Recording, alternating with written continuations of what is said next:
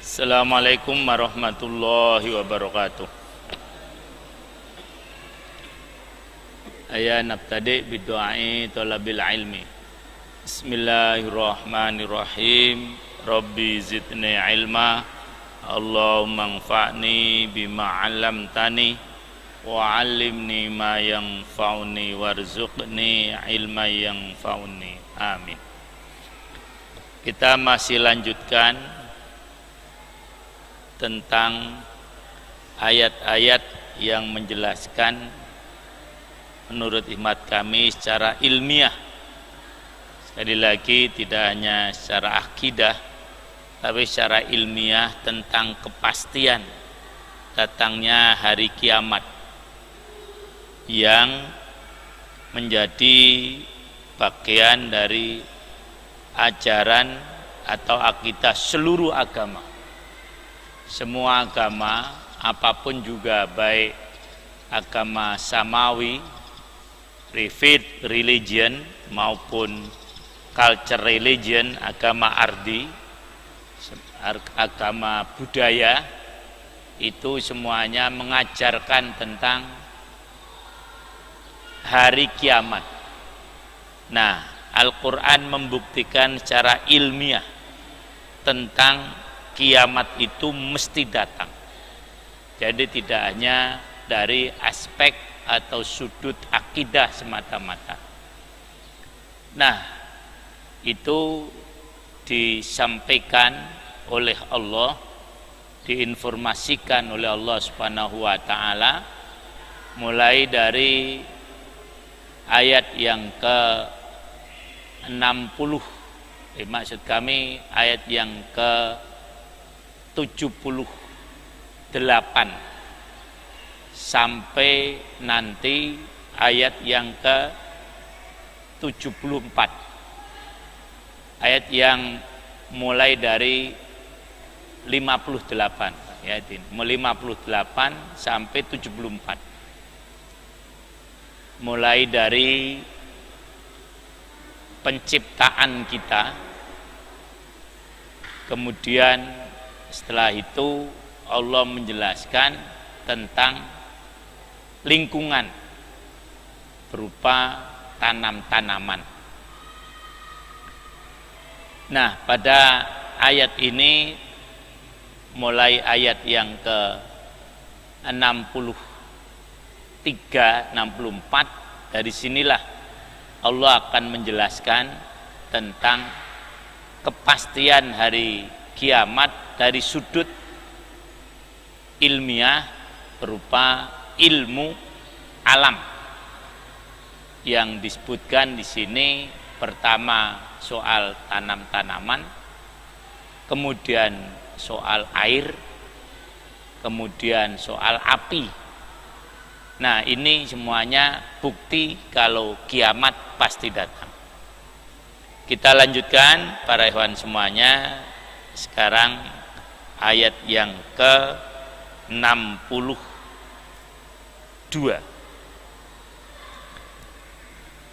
Kita akan baca sampai dengan ayat yang ke-67 insyaallah. A'udzu billahi minasy syaithanir rajim.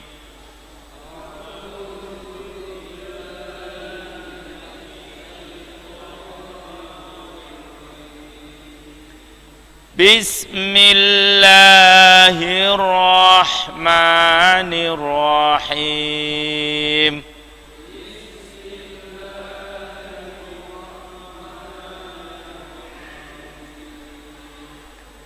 Afara'aytum ma tahruthun.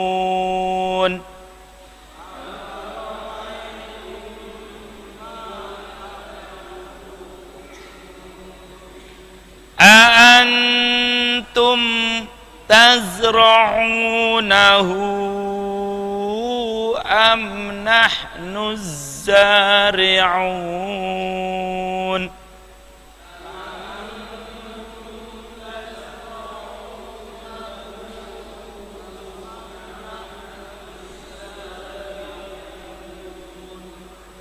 Lau nasha'u laja'alnahu hutaman fawaltum tafakkahun.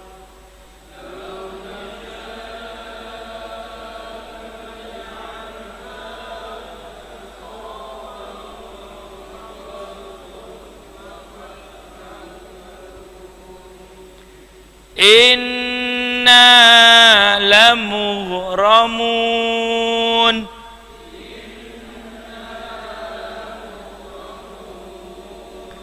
Bal nahnu mahrumun.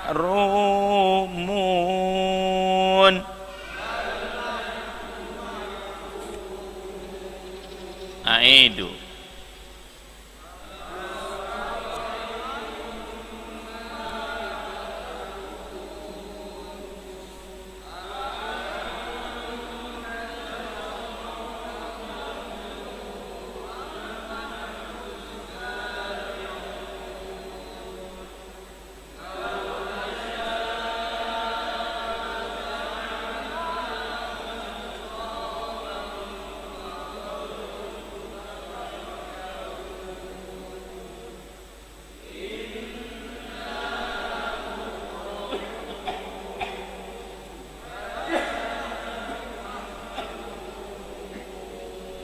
Ya, inilah para hewan semuanya korelasi atau Allah menjelaskan tentang kepastian dari hari kiamat, datangnya hari kiamat dari sudut ilmiah sekaligus dari sudut akidah. Sudah tentu begini ini tidak mungkin kita dapatkan kecuali dalam Al-Quran. Allah menjelaskan pertama ayat yang ke-63, afara'aitum ma tahruthun, apakah engkau tidak melihat apa yang engkau tanamkan. Pada ayat ini manusia disuruh oleh Allah untuk memperhatikan tanaman yang ditanam. Misalnya biji mangga yang telah lama tersimpan dan kelihatan tidak ada gunanya. Lalu ketika ditanam, biji yang kelihatan mati tadi kemudian hidup. Atau mungkin juga biji yang tadi kelihatan mati tidak bisa hidup. Nah, itu.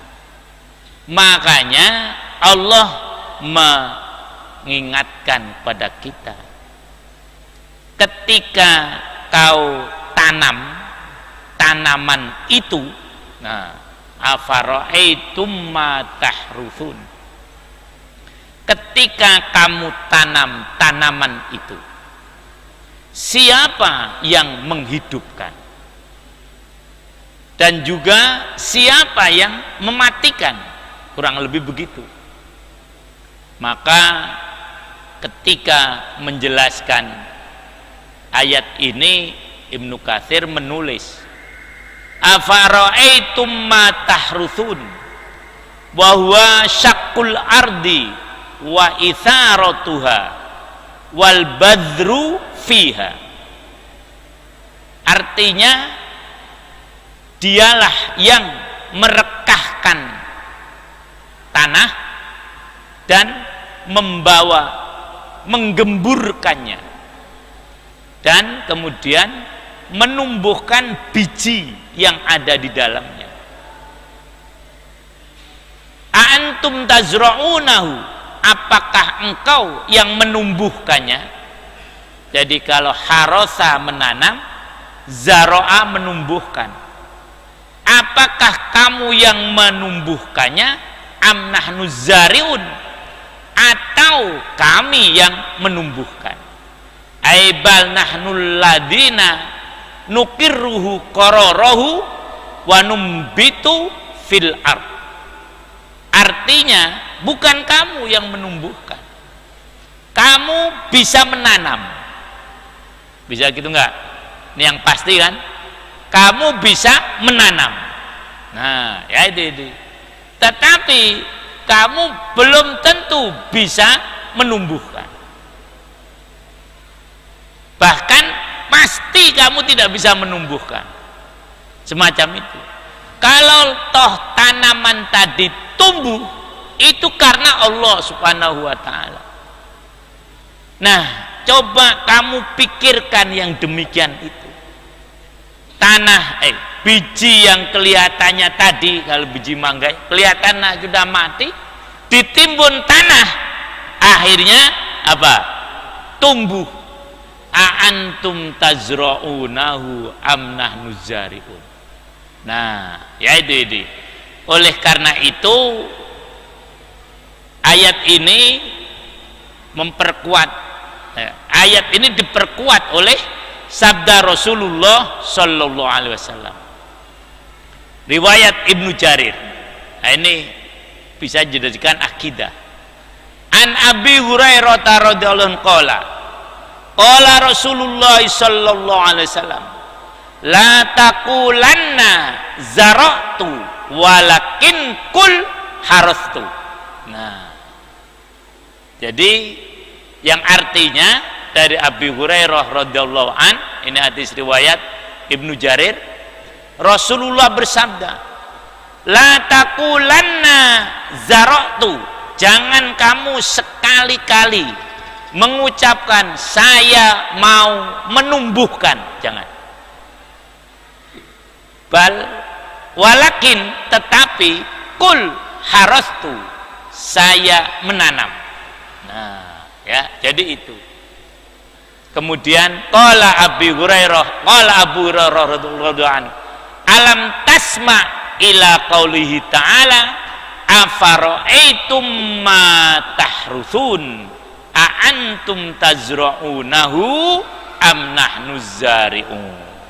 Ini ya, inilah ilmu soal menanam atau ilmu tanaman. Kalau di dalam ilmu hayat itu disebut dengan botani. Inilah yang Al-Quran menjelaskan dari sudut akidah dan sekaligus ilmiah. Jadi dipisahkan antara menanam dan apa? Menumbuhkan. Sementara ini kita atau kebanyakan orang jadikan satu. Dia merasa kalau dia itu bisa menumbuhkan tanaman tadi dengan disiram, dengan diberi pupuk, dengan diberi irigasi yang macam-macam, sehingga dia ini tanaman ini tumbuh gara-gara saya. Tidak bisa. Allah menyatakan a'antum tazra'unahu am nahnu zari'un. Nah ya itu. Selanjutnya Allah menyatakan sebagai bukti bahwasanya Allah yang menumbuhkan, kamu sekedar menanam. Lau nasya'u la ja'alnahu hutaman fawaltum tafakkahun. Lau nasya'u, seandainya kami berkehendak, la ja'alnahu, niscaya kami akan menjadikannya hutaman, kering gersang, kering kerontang. Nah ini fadaltum, maka jadilah kamu tafakkahun, tercengang-cengang, terheran-heran.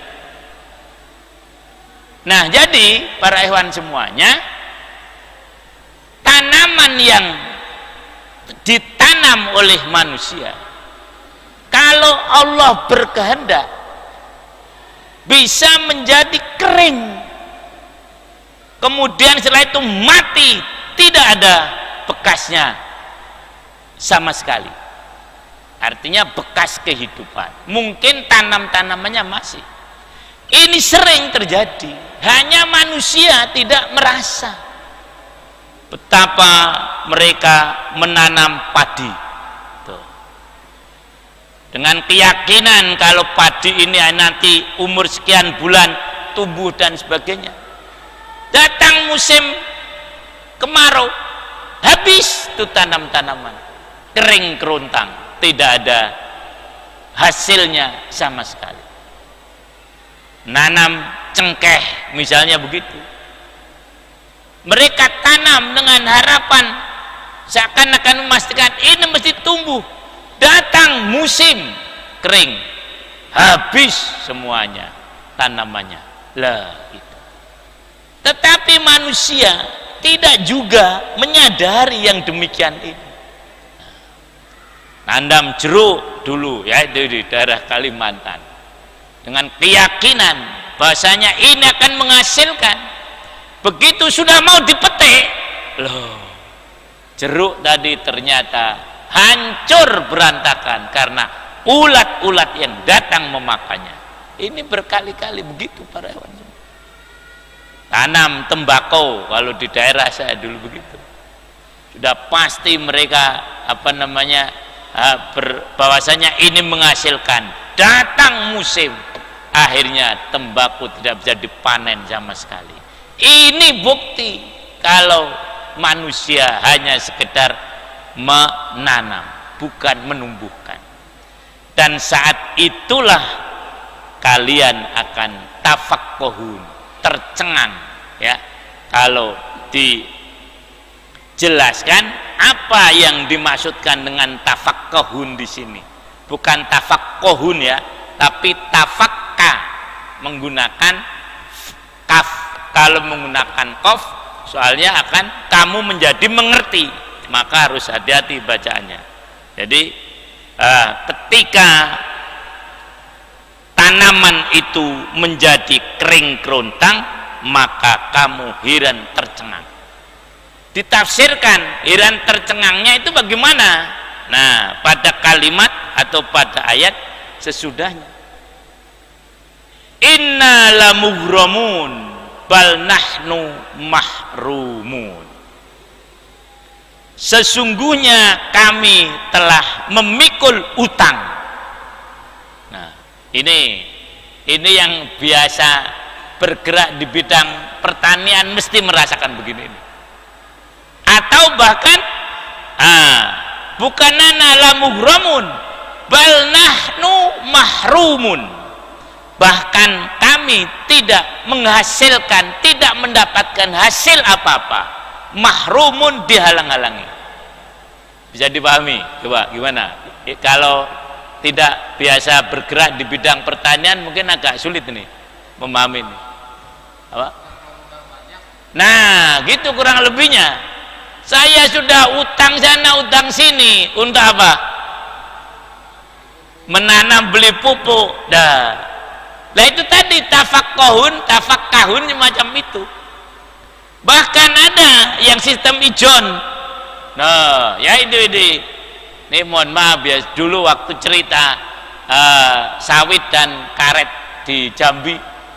Nah, ketika akan panen, nah dia sudah ya kredit motor, kredit mobil, bahkan mungkin kredit rumah, dibayarnya kapan? Panen. Lah, panennya nggak jadi. Dia akan mengatakan inna lamughramun. Nah, kan begitu. Saya sudah kadung apa?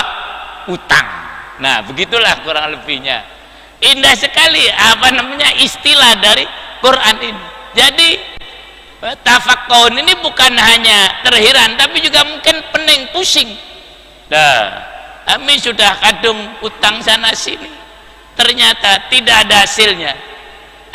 Lau ja'alnahu taman doltum tafakun fil maqalah tanawwa'una kalamakum fatakuluna tarotan inna lamughramun ay lamul qaun wa qala Mujahid wa Ikrimah inna lamula'un bina qala Qatadah mu'adzabun bal nahnu mahrumun, dan seterusnya. Nah, jadi ini para ikhwan semuanya. Bahkan ada yang menjelaskan tafakun talawamun, saling mencela ketika panen gagal, yang ada saling menyalahkan. Loh, mungkin suami istri ini termasuk tafakahun. Suami istri saling menyalahkan karena istrinya sudah kadung misalnya ya, terlanjur kredit alat-alat rumah tangga. Ya itu begitu panen gagal, jadi kurang begini kan, masya Allah ya itu. Nah, suaminya talawama ila zaujati, menyalahkan, kamu sih keburu utang, lu saya kira ada besok panennya bagus kok, ternyata kan gitu. Makanya yang sapu ada ribut ya itu. Nah, suaminya disalahkan juga, suaminya udah keburu kredit mobil. Nah, begitu panen gagal, kamu sih keburu kredit mobil, coba sabar sedikit ya Allah gitu. Nah, inilah talawamun tafakkahun tadi semacam itu. Nah, para ikhwan semuanya, ini bukti kalau bukan manusia. Bahkan ada yang qala qatada mu'adzabun, kita ini diseksa oleh Allah nih. Ada yang perasaan begitu karena kemarin waktu menanam mungkin kurang doa, atau mungkin juga kurang hati-hati, bijinya mungkin diambil dari biji yang haram dan sebagainya. Udah, pokoknya ucapan-ucapan yang tidak baik itulah yang muncul tadi, tafakkahun tadi. Nah, jadi wa maknahu tandamuna, kamu menyesal. Ada yang tafakkahun itu nyesal karena tadi ya udah macam-macam. Wa maknahu imma ala ma anfaqtum alau ma aslaftum minad dzunub. Nih, artinya tafakkahun itu kamu menyadari apa yang telah kamu keluarkan ternyata tidak kembali modal, atau kamu merasa wah kita ini banyak dosa sehingga lah panen jadi gagal. Lah bagus kalau begitu ya itu. Nah, jadi itulah para ikhwan semuanya. Ada juga yang mengatakan hazin tafakkahtu, hazin tu nyesel. Ada juga yang begitu. Kenapa kemarin kita nanam juga kalau tahu hasilnya akan begini. Nah, begitulah. Jadi tafakkahun ini dimensional ya. Kecewa berat juga bisa. Ya itu.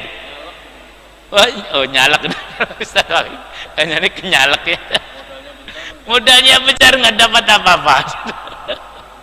Ya itulah tafakkahun bisa juga nih untuk orang-orang yang nyalek yang nggak jadi, akhirnya stres gila macam itu. Nah, jadi bal nahnu mahrumun. Nah, ini lebih berat lagi. Kalau tadi cuma hutang ya, kalau kadang bisa mengembalikan, tapi kalau la muhramun ini bahkan kami tidak mendapatkan hasil apa-apa. Harama yuhramu, dihalang-halang, nggak ada hasilnya cuma capek loh, modal nggak balik, kata orang yang suka nanam itu. Bahkan kadang banyak yang terpaksa dibiarkan, tidak jadi dijual karena memang tidak ada hasilnya. Itulah tafakkahun para ikhwan semuanya. Nah, sadarilah, kemudian renungkan, ini bukti tentang kepastian datangnya hari kiamat. Lah, Allah mampu menghidupkan kamu setelah mematikan kamu. Allah mampu nanti menghancurkan bumi ini setelah Allah membangunnya, dan nanti Allah mampu lagi membangunnya. Jadi harusnya para petani betul-betul merasakan bagaimana dekatnya dia dengan Allah, bahwasanya yang dia tanam itu sebetulnya sebagai ayat atau tanda tentang datangnya hari kiamat. Jadi petani muslim akan selalu begitu, hatinya akan selalu terpaut dengan siapa yang ini nanti akan menumbuhkan, maka dia tidak akan sombong. Dulu pernah, ketika ini yang pernah saya baca itu, ketika Galunggung itu meletus, kemudian beberapa hari kemudian dibuat tarup talut ya, talut untuk menghalang-halangi pinggir sungai supaya tidak terkena lahar. Dibangun sepatnya. Kemudian salah seorang dari mereka menyatakan, saya telah bangun talut. Talut tahu? Tanggul ya. Pokoknya lahar sebesar apapun tidak akan merusak. Begitu selesai ngomong, paginya datang lagi tuh, hancur lebur semuanya. Nah, atau juga pernah nih DKI banjir, kemudian asalnya apa? Karena mengatakan pokoknya sebesar apapun hujan di Jakarta tidak akan banjir lagi, karena sudah saya buat persiapan. Begitu datang hujan semalam banjir lagi. Nah, inilah para ikhwan semuanya membuktikan bagaimana kekuasaan Allah Subhanahu wa taala. Nah, jadi dari sudut tanam-tanaman ini membuktikan kekuasaan Allah Subhanahu wa taala. Nah, oleh karena itu sekali lagi inilah bukti ilmiah. Karena ilmiah itu yang sesuai dengan kenyataan. Kenyataannya semacam itu. Manusia ternyata memang tidak dapat menentukan apa yang akan terjadi. Apa yang telah mereka rencanakan dengan masa akhirnya berantakan karena Allah menghendaki yang lain. Hutang yang telah begitu banyak dan akan dibayar nanti waktu panen ternyata tidak bisa. Kami telah banyak hutang tadi, innalamughramun. Bahkan mereka hasilnya bisa lebih melarat dari sebelum menanam. Loh, bisa saja. Nah, pada waktu dan inilah yang bukti semacam itu. Orang-orang jatuh miskin justru pada waktu panen. Karena apa? Panennya tidak menghasilkan sama sekali. Inilah para ikhwan semuanya ya bukti-bukti kekuasaan Allah Subhanahu wa taala dari aspek tanam-tanaman. Nah, kemudian selanjutnya nanti dari aspek air dan kemudian tutup yang terakhir aspek api. Kenapa air didahulukan kemudian setelah api dikemudiankan? Ini akan menjadi bukti kekuasaan Allah yang mana Allah Subhanahu wa taala mampu mendatangkan hari kiamat. Mudah-mudahan ayat-ayat yang kita baca kemudian juga kita pahami ya dapat kita realisasikan dalam kehidupan sehari-hari. Para ikhwan semuanya ya ada sedikit pesan ya agar kita semuanya, ini dari saya, telah kita punya presiden dan wakil presiden yang baru ya. Kita berdoa mudah-mudahan keduanya dapat memimpin Indonesia dengan sebaik-baiknya. Karena inilah realita dan kenyataan sejarah ya. Kita terima itu semuanya dan kita doakan mudah-mudahan mereka berdua dapat benar-benar melaksanakan janjinya mudah-mudahan. Yaitu ini. Kalau dalam doa Rasul kan wala tusallid alaina mallayamuna wala yang suruna.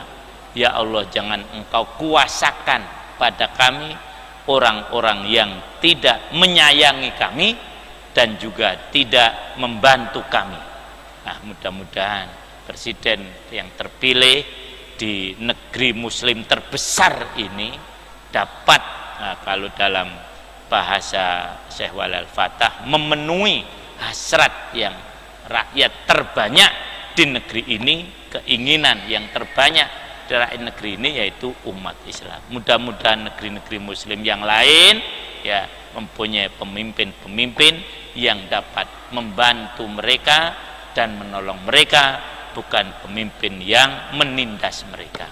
Demikian para ikhwan semuanya sedikit pesan ya. Insyaallah besok kita sudah punya kabinet baru yaitu ini yang tadi sudah disumpah presidennya, mudah-mudahan dapat melaksanakan tugas mereka dengan sebaik-baiknya. Demikian para ikhwan semuanya, mari kita akhiri ta'alum pada malam hari ini dengan membaca doa kafaratul majlis. Subhanakallahumma wa bihamdik asyhadu an la ilaha illa anta astaghfiruka wa atubu ilaik. Assalamualaikum warahmatullahi wabarakatuh.